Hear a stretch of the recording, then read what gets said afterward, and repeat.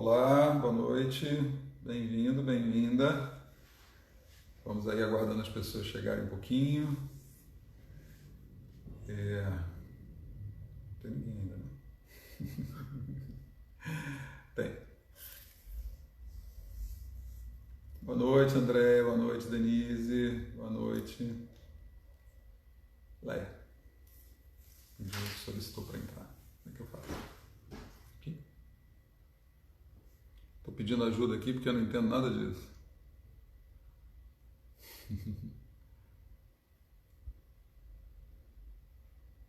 Aí.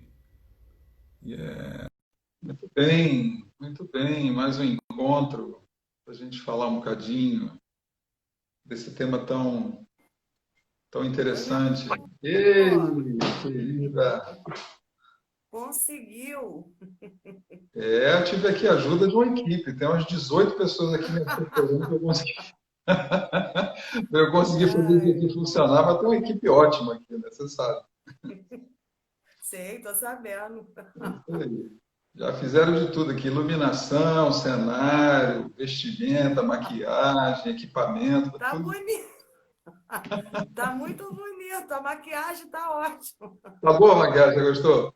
Tá, Eu comprei gostei, uma gostei. base, ficou genial, né? Ai, Então, meu Deus. olha, obrigado pelo convite para a gente falar um pouquinho sobre esse tema, que é um tema que eu gosto tanto, né? Que eu acho que é tão importante na vida da gente. A gente fica buscando recursos de tantas formas, em tantos lugares, e o recurso mais importante que a gente tem está dentro, né? E eu sinto que a gente vem se desapropriando disso ao longo dos séculos, né? Então, acho que vai ser bom a gente falar um pouquinho sobre isso. Estou muito grato por você ter me convidado para a gente papear um pouco sobre esse tema. Eu tô achando o teu áudio um pouquinho baixo. Não sei se sou só eu. Baixo? É, Ah, o pessoal podia dizer alguma coisa aí, se o áudio está baixo? não sei se é só para mim, mas normalmente eu escuto bem as lives. Aham. Uma coisa que eu não fiz aqui, Lé, que não sei fazer, é botar para gravar.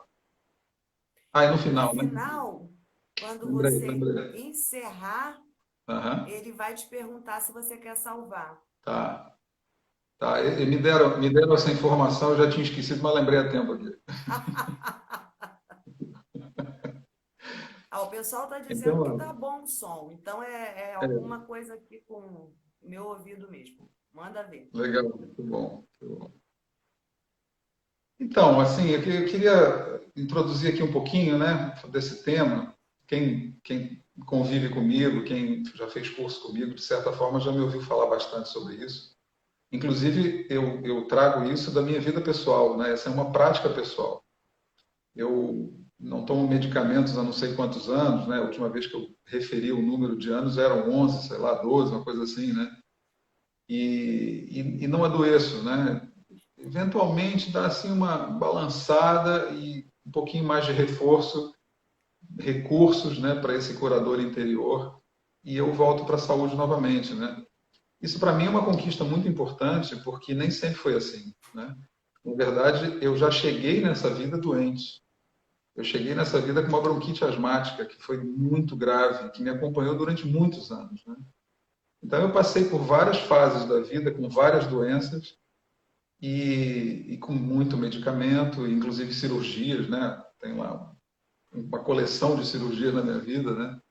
Então, para mim, falar sobre esse tema é interessante, é nostálgico e, ao mesmo tempo, é muito confortável, porque é a minha experiência, sabe? A minha experiência que acabou virando uma prática profissional, né? Então, eu aos poucos fui percebendo que se você deixar muito correr muito frouxo, né?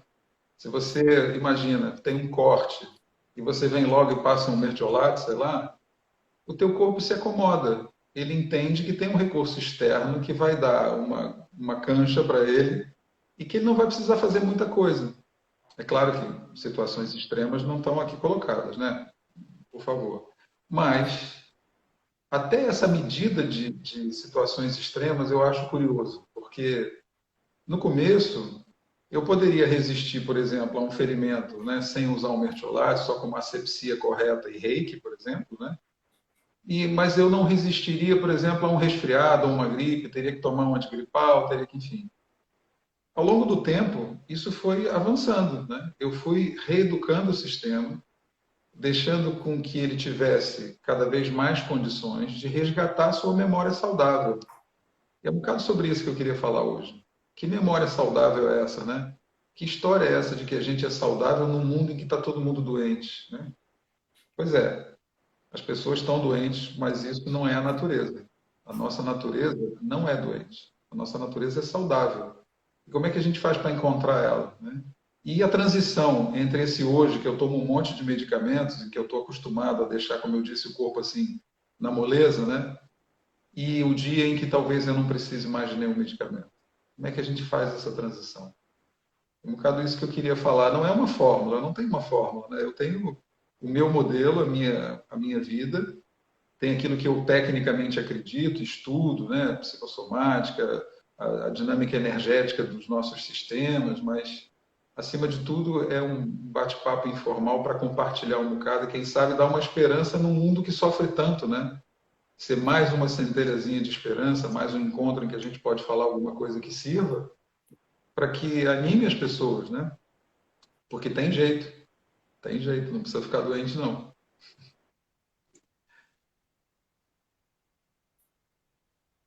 Faz Olha aí. aqui, uma pessoa perguntou se a desconexão com o universo trouxe todas essas doenças. A Gleice. Aham. Então, Gleice, legal a gente já começar com pergunta, né? A desconexão com o universo, para mim, é algo pouco palpável, né? Sabe assim, um pouco concreto, apenas como uma percepção pessoal, né? Eu prefiro entender que nós temos uma desconexão conosco próprios. E é claro, se eu estou desconectado de mim mesmo, eu estou desconectado de qualquer coisa. Estou desconectado do próximo, bem próximo de mim, de um próximo não tão próximo. Estou desconectado da minha comunidade, estou desconectado do universo, né? Mas eu, quando penso que estou desconectado do universo e isso está trazendo as doenças, então para curar as doenças eu preciso me reconectar com o universo, isso para mim fica pouco palpável, fica muito grande, sabe? Eu me sinto muito pequeno diante dessa dimensão. Então talvez eu prefira olhar, e eu prefiro olhar, para a minha desconexão de mim mesmo, né?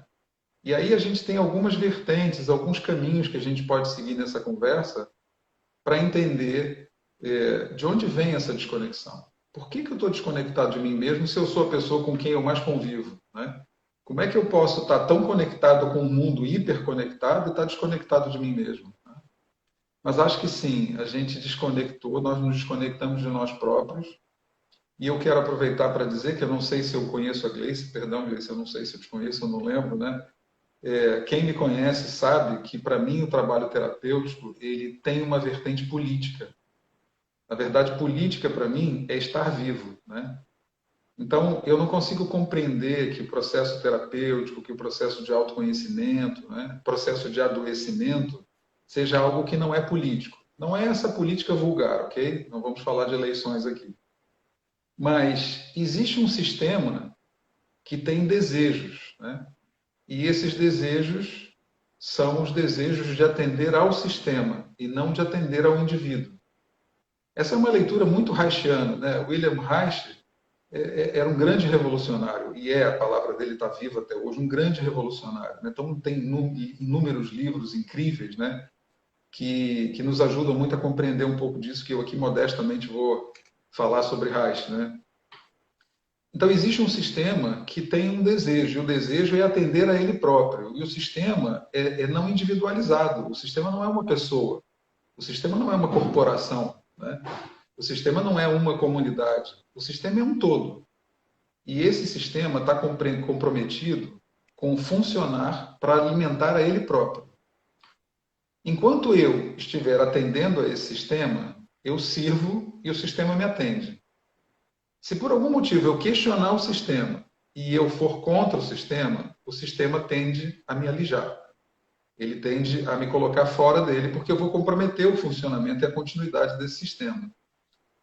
Até aí talvez não tivesse nada muito grave. Acontece que o sistema está doente. O sistema não é um sistema saudável. Esse sistema não está baseado em premissas sustentáveis. em premissas ecológicas, em premissas sistêmicas do funcionamento humano, por exemplo. Esse sistema ele está funcionado baseado em interesses e em ganhar muito. Eu não tenho nada contra ganhar muito. Eu tenho contra só uns ganharem muito. E mais do que isso, eu tenho mais contra ainda só uns ganharem muito em detrimento de um monte de gente viver na miséria. O assunto aqui não é a política, mas ele é político. Porque esse sistema não tem interesse em que eu esteja conectado profundamente comigo. Por quê? Porque nós temos uma natureza, né? A natureza nos criou e ela nos criou com determinadas premissas, com determinados pilares de sustentação, de funcionamento, de comportamento, né? Nós temos uma premissa. Dentro da minha compreensão do que é a natureza humana, essas premissas partem de algumas máximas. Nós somos originalmente saudáveis, prósperos, felizes. E se você fizer uma observação, se a gente puder lembrar do ser humano lá na origem, onde a gente era menos socializado, né? Onde a gente era mais a natureza animal primitiva, então talvez daí fique mais fácil você se aproximar daquilo que eu quero colocar, que é a nossa parecência com o reino animal irracional. A nossa parecência, guardada uma distância ainda um pouquinho maior, é verdade, com o reino vegetal. Todos criações da natureza. Dentro do reino vegetal, por exemplo, se você vai a uma floresta intocada, uma floresta virgem, uma mata virgem, existe um pulsar natural, existe um funcionamento orgânico, um funcionamento sistêmico que se autorregula e que se sustenta em absoluta saúde, respeitando os tempos biológicos de cada um dos seres viventes ali. Se você observar no reino animal, numa comunidade, imagine você, eu gosto muito de usar sempre essa expressão, né? Na África subsaariana, lá em algum lugar onde o ser humano não entrou, você tem uma comunidade de leões, por exemplo. Você vai ver que aqueles leões, eles vivem de acordo com esse pulsar natural e que eles não adoecem. Eles vivem em equilíbrio dentro de uma sistêmica e eles morrem porque houve um conflito entre eles, que é parte desse processo da natureza, ou porque a vida acabou. O ciclo biológico tem um fim. Nós somos exatamente como o nosso irmãozinho leão, girafa, ou como a árvore, como a palmeira, como a mangueira. Nós somos assim também, originalmente. Mas, de fato, nós estamos muito desconectados disso. Nós estamos muito desconectados dessa origem. E mais do que isso, para agredir essa sistêmica, que não é o nosso objetivo, mas é o que a gente acaba fazendo em grande medida, nós estamos também desequilibrando os nossos irmãozinhos do reino vegetal e os nossos irmãozinhos das comunidades do reino animal e racional. A nossa capacidade de pensar é uma dádiva, é uma bênção, mas ela dá um certo confusionamento aqui na nossa cabeça. A verdade é que a expressão que eu costumo usar não é essa não, mas publicamente não é muito razoável. Ela dá um certo confusionamento na nossa cabeça. Então, originalmente, fora essas confusões que a gente cria e que a gente alimenta, originalmente nós somos saudáveis. Então, eu estou reforçando muito isso, porque é importante a gente lembrar, a gente partir dessa premissa. Porque eu acho que a gente está tão desconectado disso, a gente está tão distante dessa realidade, que eu acho que a gente nem lembra que, de fato, em origem, nós somos saudáveis. Mas é fundamental que a gente lembre disso, porque senão, atrás do que nós estamos? Qual é o objetivo? Quando eu sento aqui para você para falar sobre o curador interior, se eu não me lembrar que lá no meu interior existe um curador original e que o pulsar da minha vida, da vida em mim, é um pulsar de saúde absoluta, como é que eu vou chegar lá? Ou onde é que fica esse lá? Percebe? Então, voltando ao sistema, né? Quando uma pessoa se mantém saudável, quando uma pessoa se mantém conectada consigo própria, quando uma pessoa se mantém consciente de si mesma, necessariamente ela se mantém conectada com o outro, consciente da comunidade, consciente do meio. e ela se torna um agente de transformação positiva dessa sociedade. Ela não precisa ser um grande agente, ela não precisa ter uma abrangência muito grande. Mas, no mínimo, na pequena comunidade onde ela vive, que pode ser só a casa dela, pode ser só ela própria, ela deixa de ser uma agressora. Essa pessoa empoderada, porque consciente, porque conectada consigo, com o outro, com a comunidade, com o meio e com o todo, com o universo, enfim, essa pessoa não é uma pessoa que interesse muito ao sistema, porque ela não é muito manobrável, ela não é manipulável, ela não vai atender os interesses do sistema na medida em que ela perceber que essa ou aquela faceta do sistema vai contra esse organismo vivo que a vida é. Então, o sistema não tem interesse que você esteja conectado. O sistema não tem interesse que você esteja consciente. O sistema não tem interesse que você esteja feliz. O interesse que o sistema tem é que você esteja com medo. Porque com medo você é mais facilmente manobrável. O medo é um grande instrumento de controle da população. É um grande instrumento de controle do ser humano.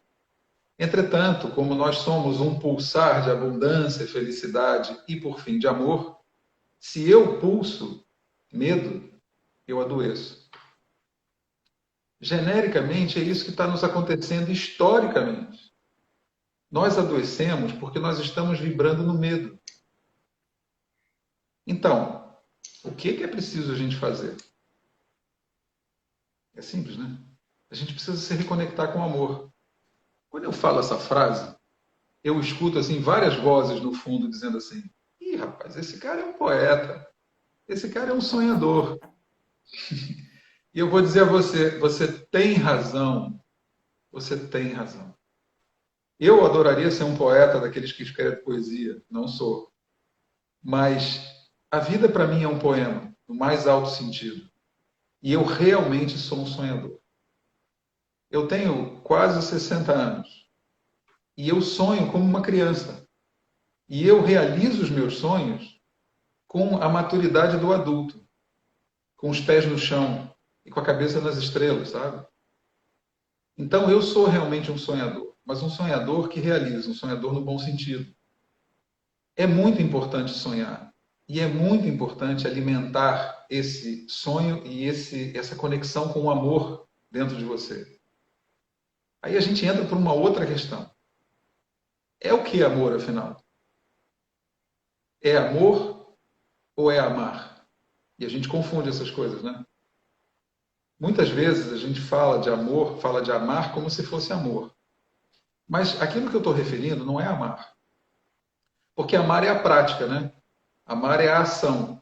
E essa ação, ela está muito contaminada de muitas coisas. Muitas vezes o amar é uma coisa absolutamente doentia. Muitas vezes o amar é uma coisa extremamente neurótica, né? Eu não estou falando do amar, eu não estou falando da prática, eu estou falando do amor. O amor é a essência. O amor é a energia que anima o amar, né? Ou deveria animar o amar, né? Esse estado de amor, ele não é para o outro. Isso é uma bobagem. E aí a gente tem, eu gosto muito das referências práticas, né? Como eu lembrei agora falando dos leões ou falando das florestas, né? Eu gosto de observar na prática as coisas para ver se aquilo que eu estou falando é uma maluquice ou se tem resultado, né? Então também comecei falando da minha própria experiência. Então, olha, se for maluquice, tudo bem, mas funciona comigo, né? Eu me lembro de uma máxima de um mestre que eu admiro muito, muito mesmo. Assim, eu tenho grande admiração e, sinceramente, adoraria poder voltar no tempo para passar um único dia com ele. Na verdade, com eles, são alguns, mas agora eu vou referir um, né? Que é o Mestre Jesus. É um mestre muito conhecido, né? Muito falado e muito seguido, né? O Mestre Jesus tem uma fala para nós que para mim é uma inspiração, né? Essa fala é: amai ao teu próximo como a ti mesmo. Quando ele diz isso para mim, e eu escuto isso, eu não repito não, sabe? Eu reflito. Quando ele diz amai o teu próximo como a ti mesmo, ele está dizendo para mim que eu preciso primeiro amar a mim, né?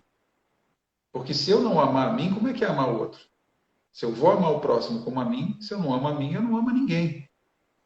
Não é bem assim que funciona na vida social. não é bem assim que a gente muitas vezes aprende com as melhores intenções, talvez. A gente aprende que a gente precisa amar o outro, que a gente precisa ser generoso com o outro, que a gente precisa ser compassivo com o outro, que a gente precisa respeitar o outro. Mas de onde vem isso se você não conhecer isso intimamente? Que amor é esse do que você está falando? Será que é amor mesmo? Ou será que é amar? Então, eu ainda estou respondendo aquela pergunta inicial, né? Voltando ao início dessa pergunta, eu acho que a reconexão ela parte de um encontro profundo de mim comigo próprio através da ponte do amor. Eu preciso conseguir atravessar essa ponte de amor para me encontrar. E nesse lugar onde eu vou me encontrar, provavelmente eu vou encontrar muita sombra. Provavelmente eu vou encontrar doenças, desarmonias, desequilíbrios de uma maneira geral. Mas uma vez que eu esteja atravessando a ponte do amor e não a ponte do medo, a ponte da saúde e não a ponte da doença, embora eu ainda esteja doente, né? Embora eu ainda esteja desequilibrado, talvez, uma vez que eu estou atravessando essa ponte do amor, aquilo que me inspira é o caminho da saúde, é o caminho da luz, é o caminho da abundância, mesmo que eu ainda não esteja vivendo ela. Mas se eu vou atrás da luz, caminhando pela ponte do medo, como é que isso é possível? Será que isso não parece, e para mim parece, né, que a felicidade é uma estação de chegada, né? E eu não acho. Por isso que eu coloquei o amor como ponte. A felicidade para mim é um caminho. O amor para mim não é um algo a atingir. O amor para mim é o caminho que eu trilho. Isso para mim é o que eu acho que a gente precisa fazer, sabe? Essa reconexão. Reencontrar essa possibilidade desse auto-amor profundo, desse auto-amor intenso, desse auto-amor verdadeiro. Esquece o outro. É estranho isso, né? Esquece o outro. Por um pouquinho, esquece o outro. Tira a tua atenção do mundo que está do lado de fora um pouquinho e volta a tua atenção para você próprio. Porque se não for assim, aquilo que você está fazendo é só uma pregação no mau sentido, né? É só uma falação, é só algo que você está dizendo que o outro deve fazer ou que você tem pelo outro, mas que não existe em você. Então, eu não sei se isso funciona, não. Para mim, não funciona.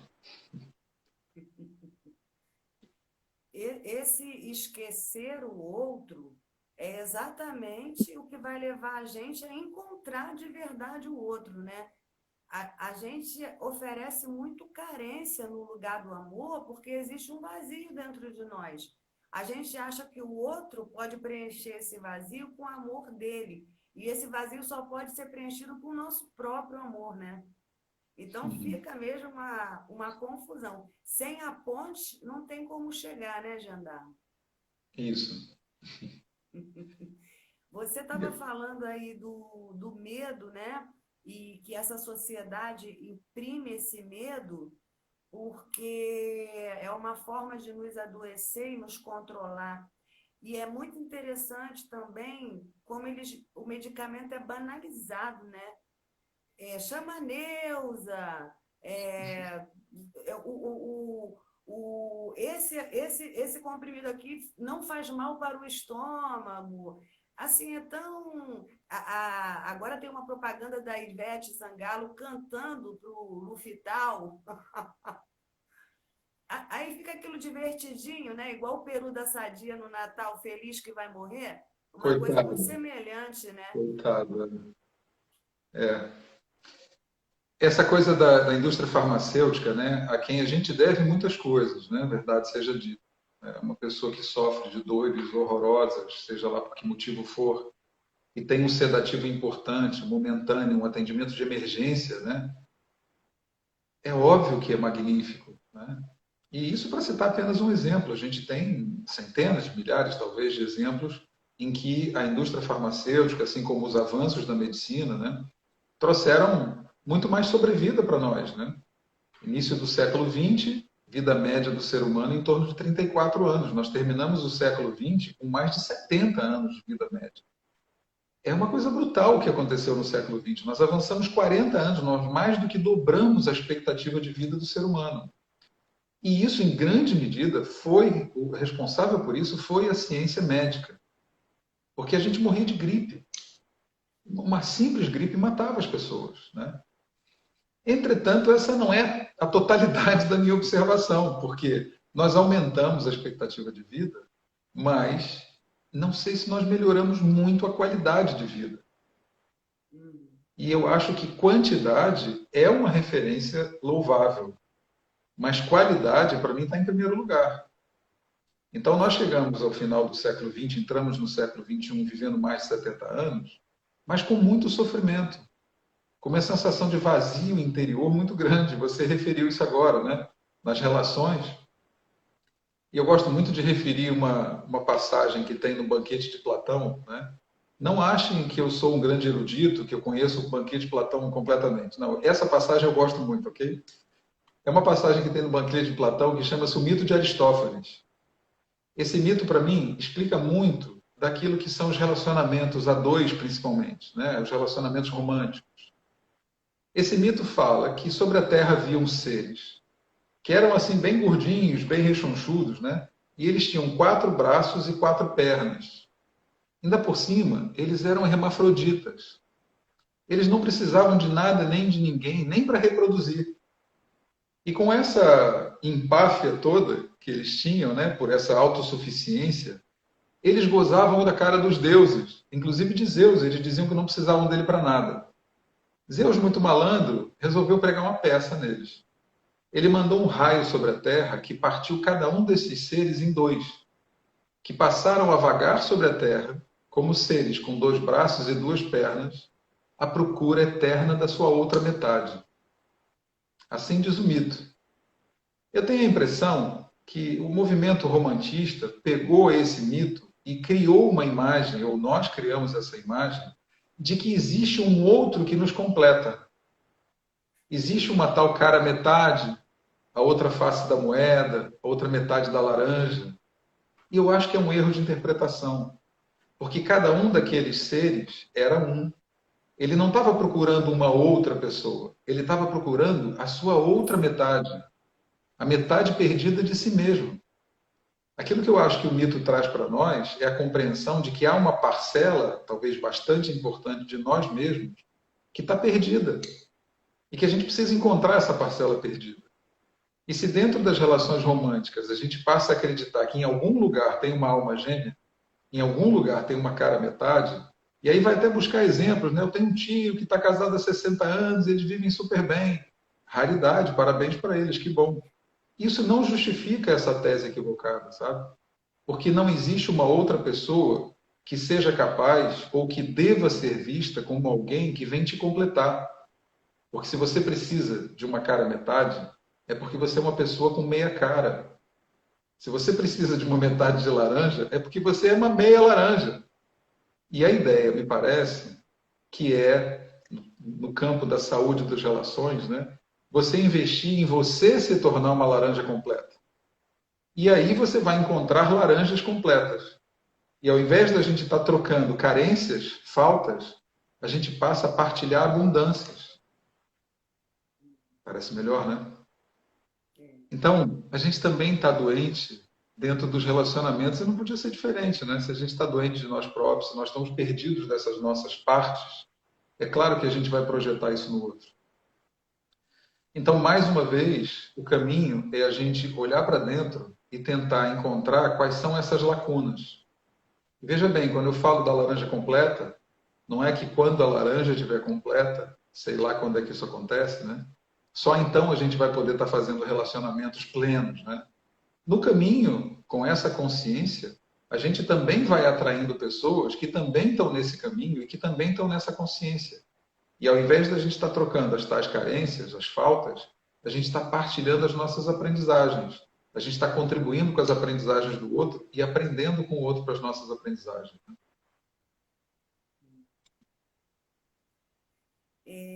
Gendarma, você estava falando, respondendo aquela primeira pergunta lá atrás, da conexão. Ó, a gente tem um visitante aqui, ó.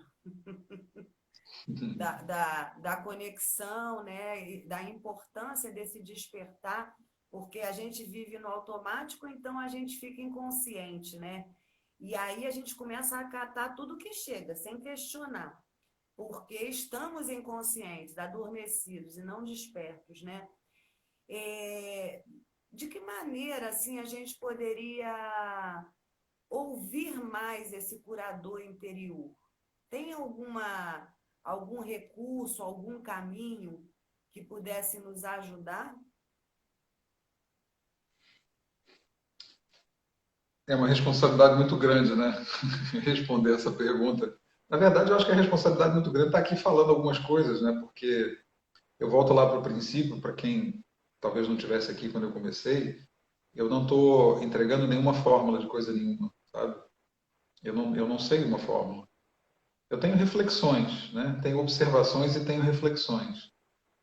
E eu entendo, Léa, que eu tenho mais reflexões e tenho mais interrogações, né? À medida em que eu me silencio mais, à medida em que eu diminuo a velocidade, sabe?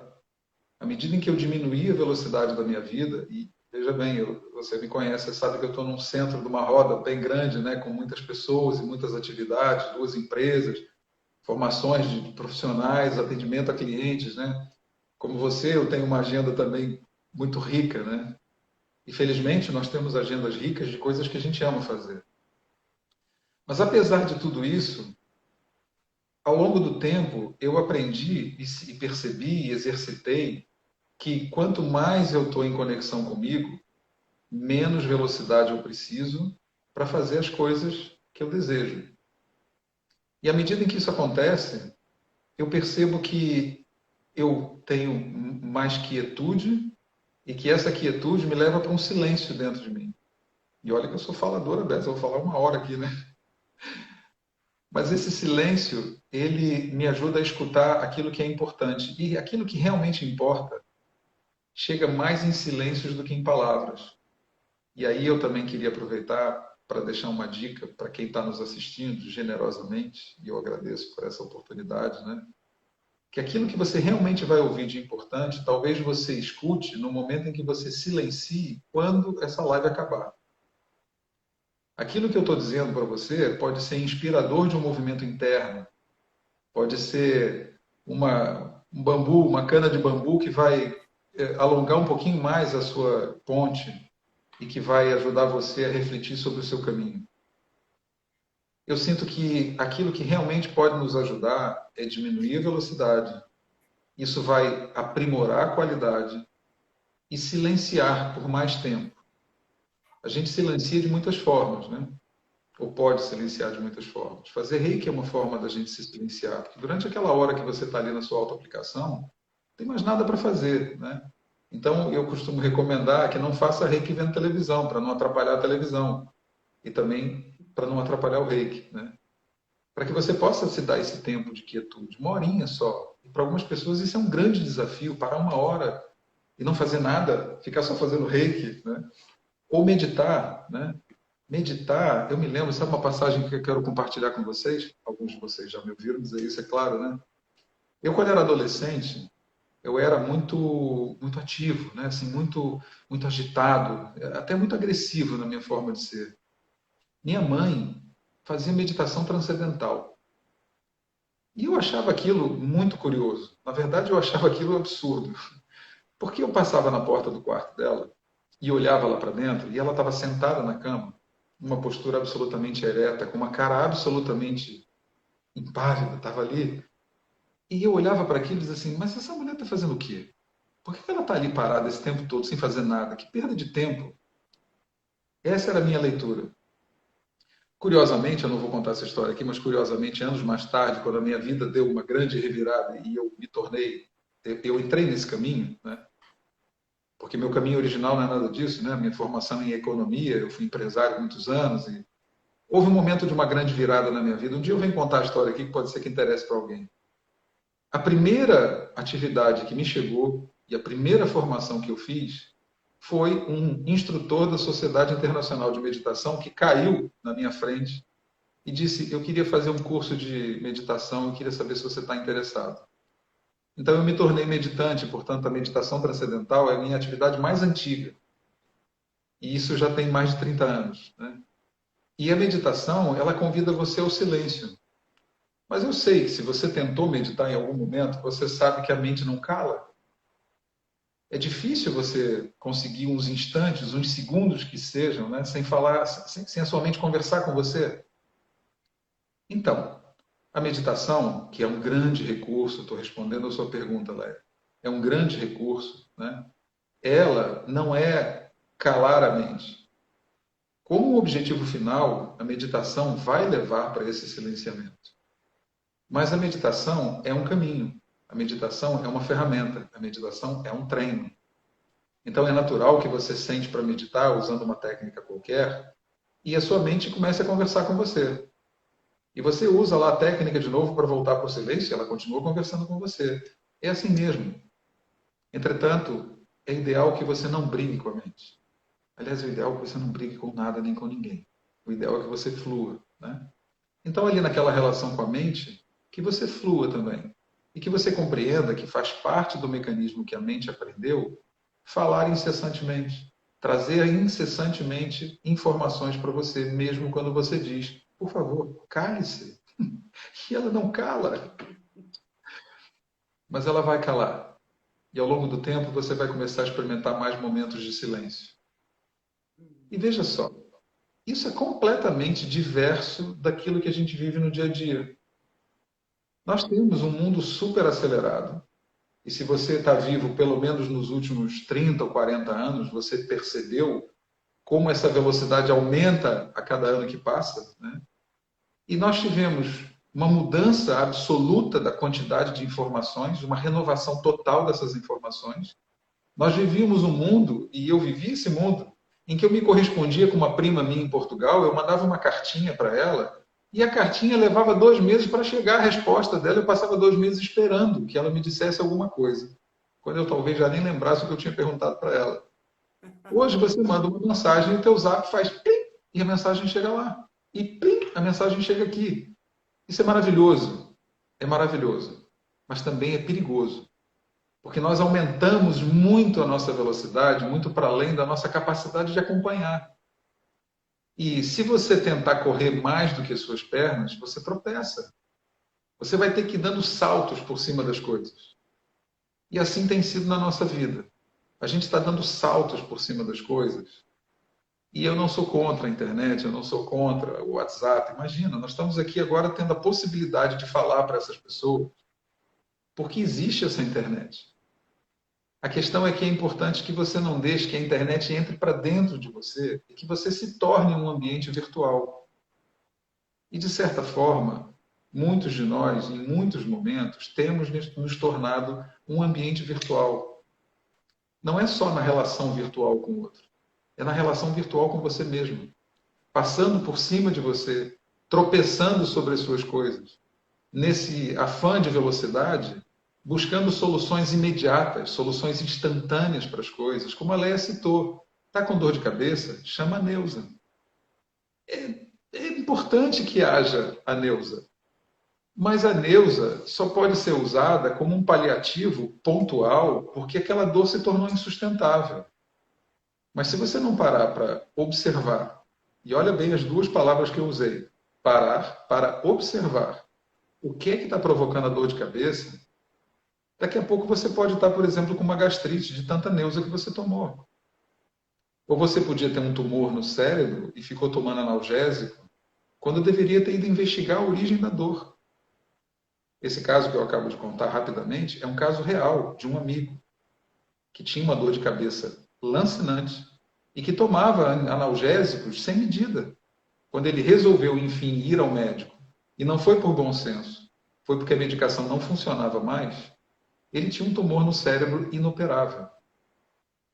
Então, esse exemplo foi muito marcante para mim, e hoje ele baliza muito aquilo que eu sugiro que a gente faça e que aquilo que eu procuro fazer, que é diminuir a velocidade a ponto de me reencontrar. A gente anda tão rápido e tão atento ao que está no amanhã, e às vezes tão atento do que está no ontem, preocupado com o amanhã e culpado do ontem, que a gente está desenvolvendo ansiedade e depressão. E a gente não está no aqui e agora, onde está a solução. Então, a minha sugestão é que a gente possa diminuir a velocidade, Léa. Que a gente use, pelo menos pontualmente, recursos que ajudam a gente a diminuir a velocidade. Que a gente medite, que a gente faça reiki. Mas também mais do que isso, pode ser que haja pessoas aqui que não tenham a menor afinidade nem com reiki, nem com meditação, nem com coisa nenhuma disso. Experimenta, por exemplo, jantar sem o celular do lado. Jantar na mesa, olhando um para o outro, conversando. Ir para um restaurante e não está aquela cena insólita de 4 pessoas numa mesa, parece que elas estão se correspondendo umas com as outras por mensagem, porque não tem ninguém olhando um para o outro. Diminuir a velocidade. Porque sem essa diminuição de velocidade não tem aprofundamento. E se não tem aprofundamento, não vai ter conexão. E se não tiver conexão, você não vai encontrar esse tal curador interior. E ele está lá doido para ser encontrado. Porque ele é a sua origem. Minhas Jandara, respostas são lindas, né? no livro A Doença como Caminho, tem outros livros também assim semelhantes, né? Mas assim, A Doença como Caminho, que é um livro incrível, né? E que ajuda a gente a entender um pouco do que cada sintoma está trazendo como mensagem para a gente. Sensacional. Uhum. Inclusive, ele sugere até algumas perguntas que a gente possa fazer no caso manifestou uma doença, eu faço aquelas perguntas para tentar ouvir a mensagem que está por trás daquilo. Isso seria uma comunicação com o curador interno? Ah, olha, esse livro, né, na verdade, há uma tríade de livros, como você bem sabe, né, uma tríade de livros que são as doenças como, né, doença como caminho, doença como símbolo, doença como linguagem da alma, né. Eles são uma abordagem muito acessível para pessoas não técnicas, né, e são excelentes para pessoas técnicas também, na área da saúde, enfim, interessados nesse conhecimento, que falam para nós de uma forma muito simples e muito profunda sobre a psicossomática. Psicossomática é uma ciência de decodificação, é uma ciência de autocompreensão, né? Ela junta a psique com a soma. Soma é corpo. Psicossomática é a conexão, a ponte entre a mente e o corpo. Então a psicossomática fala para a gente que as doenças que estão no corpo, elas têm uma origem, elas têm uma conexão psíquica. E como tal, elas têm um padrão de comportamento. Porque a tua psique, ela determina um comportamento, ela emoldura um comportamento, né? Então, a psicossomática vai mostrar para a gente que a doença não nasce no corpo, né? Embora ela brote no corpo, e nem ela é um fruto de acaso. Não, a doença, quando ela aparece, ela é uma tessitura delicada, continuada, sistemática, persistente do teu sistema tentando comunicar com você que aquilo que você vem fazendo não é de todo o melhor para você. Ou seja, eu estou te dizendo que a doença não é um inimigo. Eu estou te dizendo que a doença é um mensageiro. A doença é um sinalizador. Se a gente não adoecesse como recurso, ou você estava saudável ou você estava morto.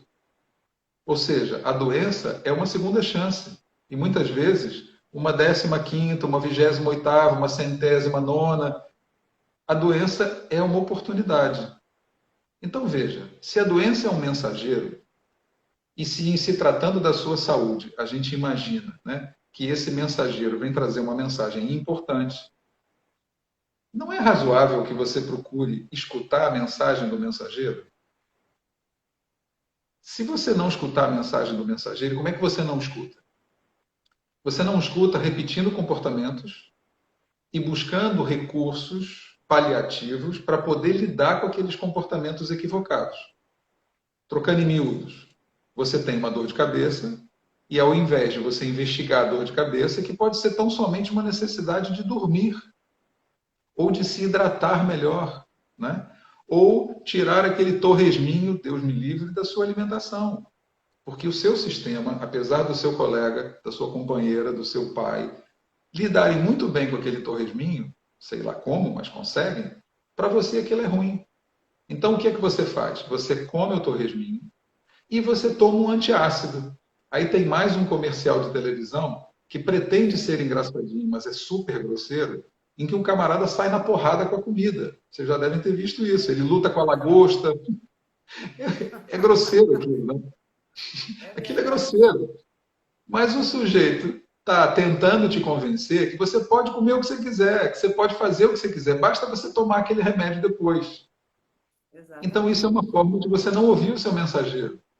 O mensageiro está comunicando para você, ele manda uma azia, uma acidez, um refluxo, né? E ele diz para você: olha, isso não é legal para você. E ao invés de você escutar, toma uma medicação. Fica bom, porque a medicação é supressora de sintoma.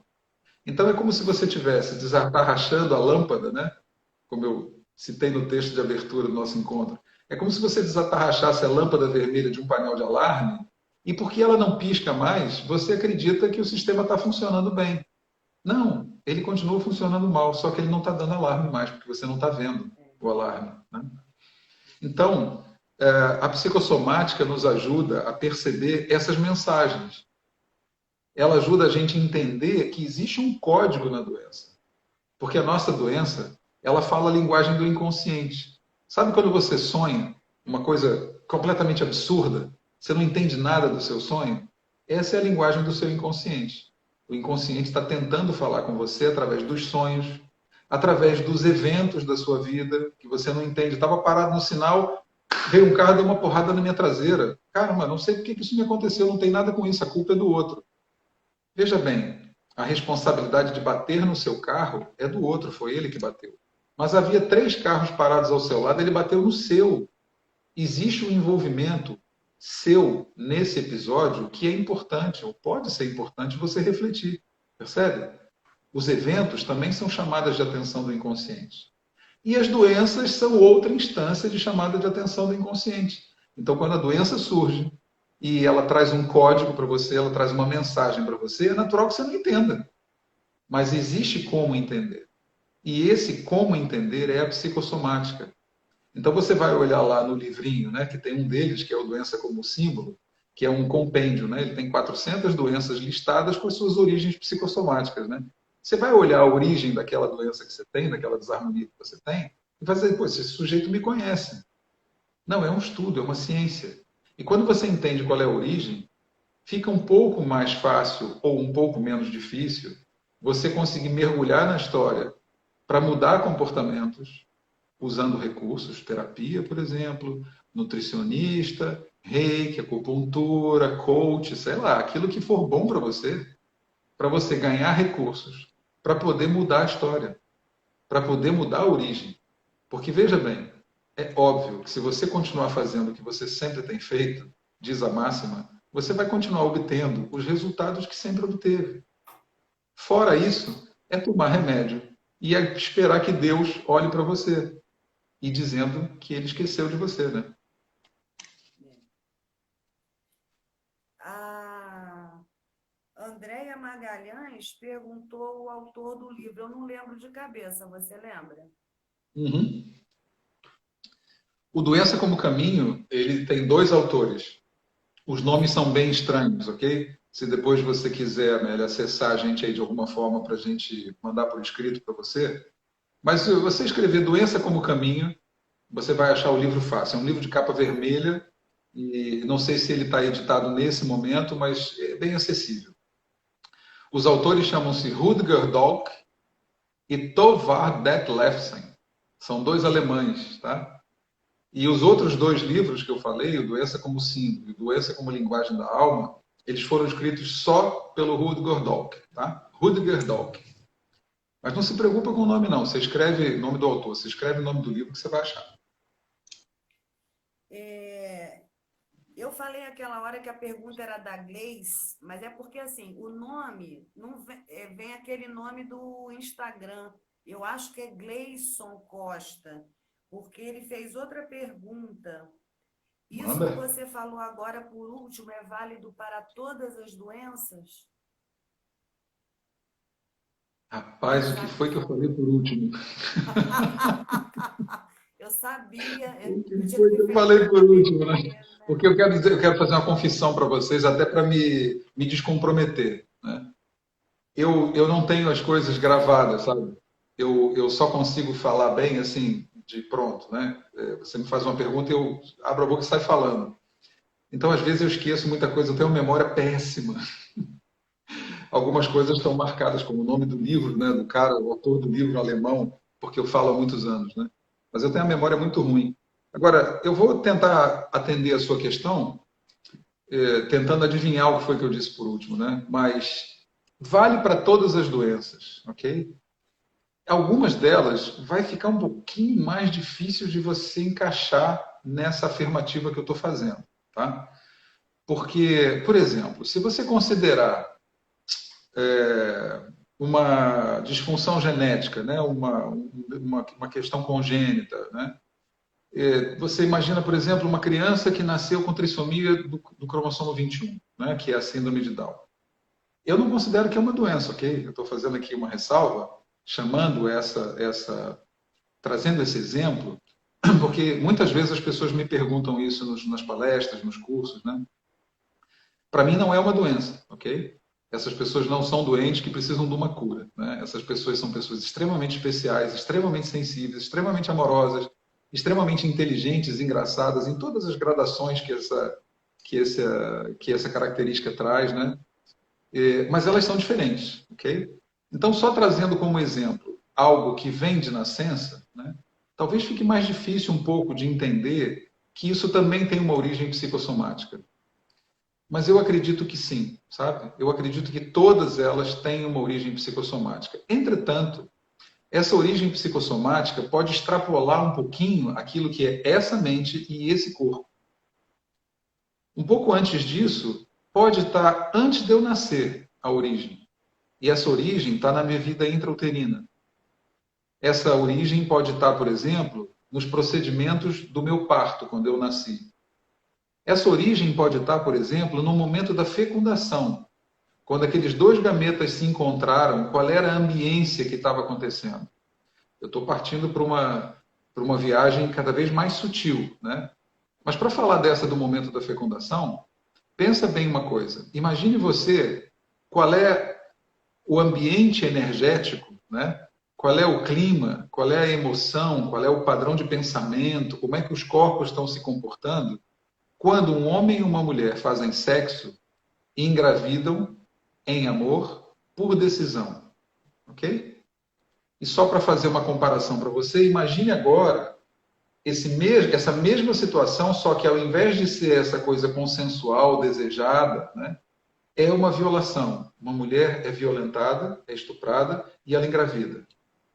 Você percebe que existe uma diferença, obviamente, bastante significativa em todo o ambiente que faz o contorno do núcleo central fecundação. A gente jamais vai poder afirmar que o bebê que nasceria do exemplo A será melhor, sei lá que parâmetro é esse de melhor, do que o bebê do exemplo B. Mas nós podemos dizer que há uma intercorrência de fatores extremamente mais favorável no exemplo A do que no exemplo B. Eu não sei o que vai decorrer daí. Às vezes, o ser humano, diante de muitas dificuldades, ele se supera de uma forma, né? E nós temos inúmeros exemplos disso, de superação, que foram baseados em desafios extremamente severos. E às vezes pessoas que tinham as coisas muito disponíveis, muito fáceis, não se dão assim tão bem na vida. Isso nem de longe é uma ode ao sofrimento e à dificuldade, é uma observação daquilo que pode acontecer e de uma forma mais simples tentar mostrar que não há uma obviedade, isto vai dar naquilo, ok? Mas há um conjunto de fatores que estava um conjunto de intercorrências sobre o exemplo A e sobre o exemplo B. E de que maneira foi feita a leitura por aquele bebê, ou aquele que viria a se tornar um bebê.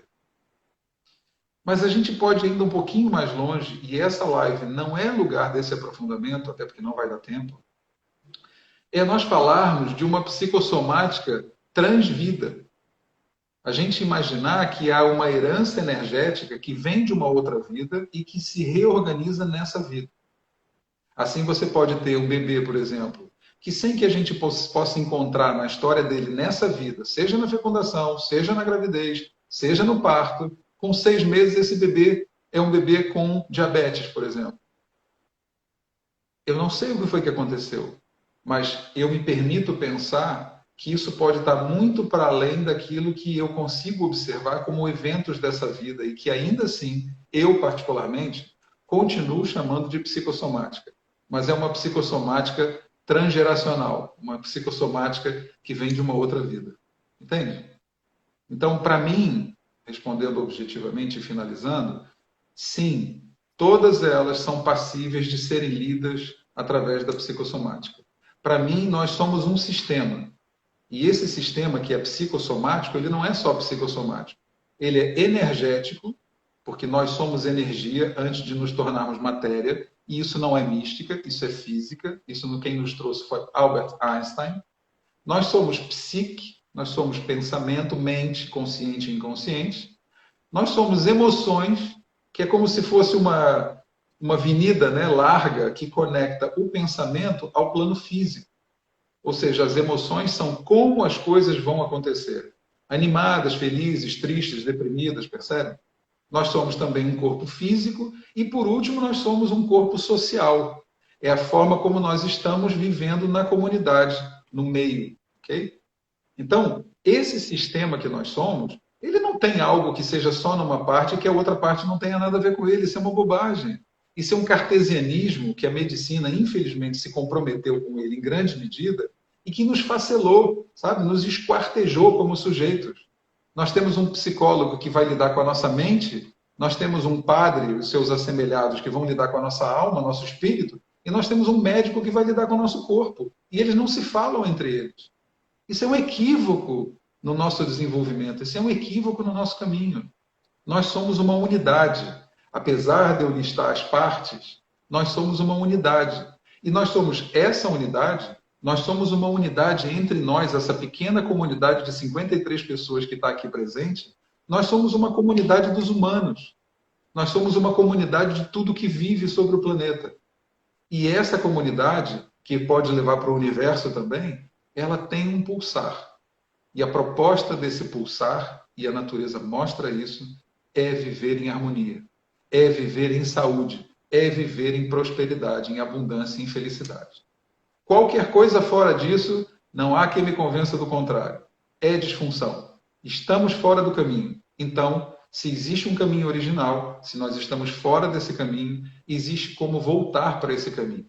E a minha proposta aqui é aguçar a sua curiosidade para, quem sabe, você poder encontrar um pedaço a mais desse caminho, dessa ponte, para atravessar para o outro lado. Querido, eu te agradeço. Eu não sei quanto tempo a gente está aqui. Porque o Eu acho que a gente celular tem não 2 mostra. minutos. Oi? Se você perguntou do tempo, eu acho que nós temos 2 minutos. Ah, tá. Então, se você quiser aproveitar esses 2 minutos, tem um monte de gente que mandou beijo, gente agradecendo, gente dizendo que está com saudade, dizendo que a gente é maravilhoso. Eu Emocionante. quero aproveitar esses 2 minutos, sim. Eu quero aproveitar esses 2 minutos para dizer que estar vivo é uma dádiva, sabe? Poder compartilhar a vida com você é uma dádiva. Poder aprender tanto com tanta gente é uma dádiva. Poder passar alguma coisa que eu venho aprendendo ao longo da vida é uma dádiva. E mesmo nesse momento que a gente está vivendo, é um momento tão difícil, é um momento tão delicado, sabe? É um momento em que a gente vê tanto desamor, tanto movimento anti-vida, tanto ódio, tanta destruição. O Brasil tem sido um palco inacreditável disso nos últimos tempos. Mas eu acredito numa coisa. Eu acredito que a parte mais escura da noite é aquela que antecede o amanhecer. Então eu não tenho dúvida que nós, como humanidade, nós estamos assim prestes a um grande despertar. Portanto, insista com muito amor, persista, siga em frente, invista naquilo que você acredite, a despeito de tudo que está à sua volta. E que aquilo que você acredita seja o bem, o bom e o amor, principalmente por você, em consequência pelo outro. Estou muito grato a você, Leia, pela oportunidade, pelo convite, por estar aqui amorosamente me recebendo, escutando tantas coisas que você sabe mais do que eu muitas vezes, né? Você é uma grande profissional, você é uma grande amiga, eu tenho muito carinho por você. Estou muito feliz da gente estar junto aqui nesse encontro. Eu agradeço, gratidão, muito obrigada, tá? E agradeço a todas as Você pessoas sabe que ter... estão aí mandando beijinhos e eu também tenho muitas saudades. Você sabe terminar? Sei, tem um botão aqui escrito encerrar. Isso. Beijo. Gratidão. Beijo, gente. Até. Não, mas ele me pergunta se eu quero encerrar mesmo. Primeiro ele diz encerrar vídeo. Ó.